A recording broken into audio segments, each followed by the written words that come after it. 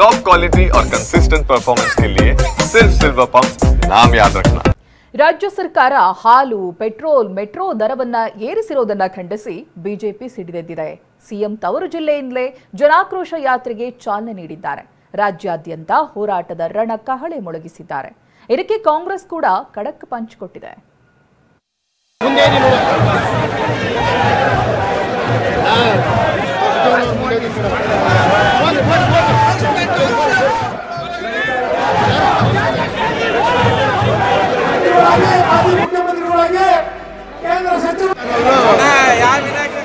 ರಾಜ್ಯ ಕಾಂಗ್ರೆಸ್ ಸರ್ಕಾರದ ವಿರುದ್ಧ ಕೇಸರಿ ಕಲಿಗಳು ತೊಡೆ ತಟ್ಟಿದ್ದಾರೆ. ಸಿಎಂ ತವರಲ್ಲಿ ಜನಾಕ್ರೋಶ ಯಾತ್ರೆಗೆ ಚಾಲನೆ ನೀಡಿದೆ. ಮೈಸೂರಿನ ಲಷ್ಕರ್ ಮೊಹಲ್ಲಾದ ಅಂಚೆ ಕಚೇರಿ ಬಳಿ ನಗಾರಿ ಬಾರಿಸೋ ಮೂಲಕ ಕೇಂದ್ರ ಸಚಿವ ಪ್ರಹ್ಲಾದ್ ಜೋಶಿ ಚಾಲನೆ ನೀಡಿದ್ದಾರೆ. ಗ್ಯಾರಂಟಿ ಹೆಸರಲ್ಲಿ ಲೂಟಿ ಮಾಡ್ತಿದೆ ಅಂತ ಕಾಂಗ್ರೆಸ್ ವಿರುದ್ಧ ಗುಡುಗಿದ್ರು.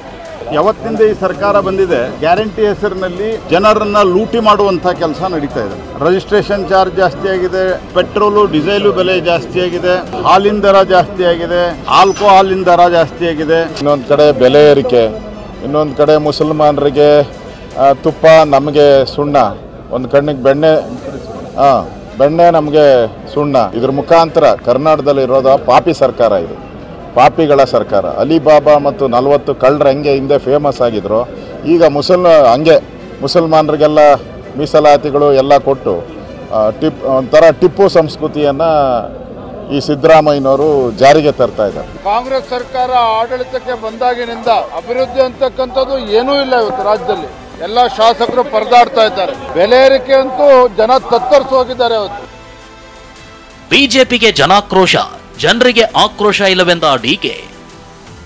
ಬಿಜೆಪಿ ಜನಾಕ್ರೋಶಕ್ಕೆ ತಿರುಗೇಟು ಕೊಟ್ಟಿರೋ ಕೈ ನಾಯಕರು ಬಿಜೆಪಿಯಲ್ಲೇ ಆಕ್ರೋಶ ಇದೆ ಅಂತ ತಿಳಿದಿದ್ದಾರೆ. ಆಕ್ರೋಶ ಅವ್ರಿಗೇನಾಗಿರ್ಬೇಕು, ಜನಕ್ಕೇನಿಲ್ಲ.